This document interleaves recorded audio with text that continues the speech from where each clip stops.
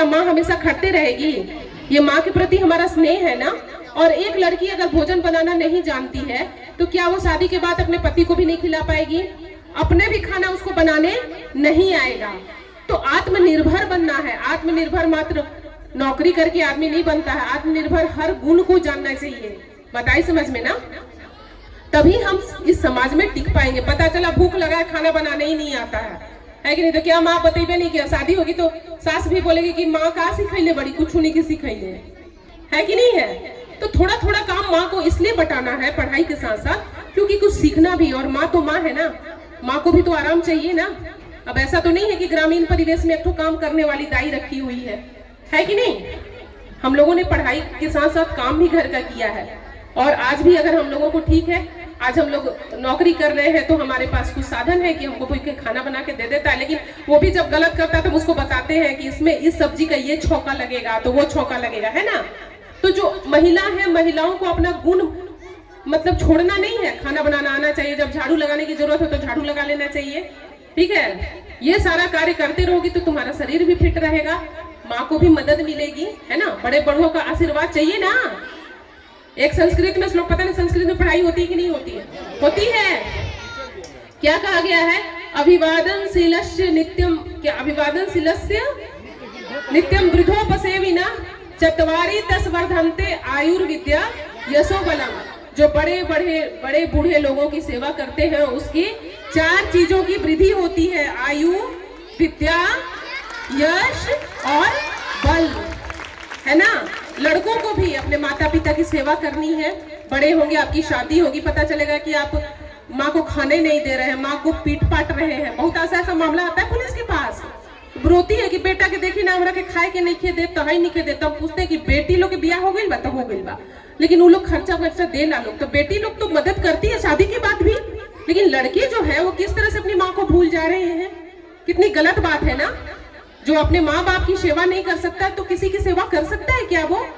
और इसी तरह से तुम लोग भी जो बहुएं बनोगी, जब शादी होगी तो अपने सास ससुर की भी सेवा करनी है ना? अपनी मामा, दूसरे और पति की माँ पिताजी नहीं, वो दूसरे, उनको कष्ट देना है क्या? तो ऐसे बनो कि तुम अपने परिवार के लिए, अपने समाज के लिए, सबके लिए सहारा बनो। मात्र अपने लिए जीवन मत जियो, ठीक है? तो बस अब बस 2 लाइनें, क्या है पूछना है?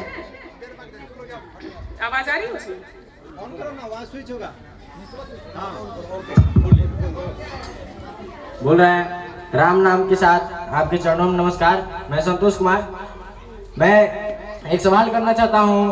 आप एसपी हैं, पर आपसे भी बड़े पद पे हमें जाना है, पर पढ़ाई किस तरह करना है और किन किन चीजों का अध्ययन करना है, यह मुझे बताने का कष्ट करें।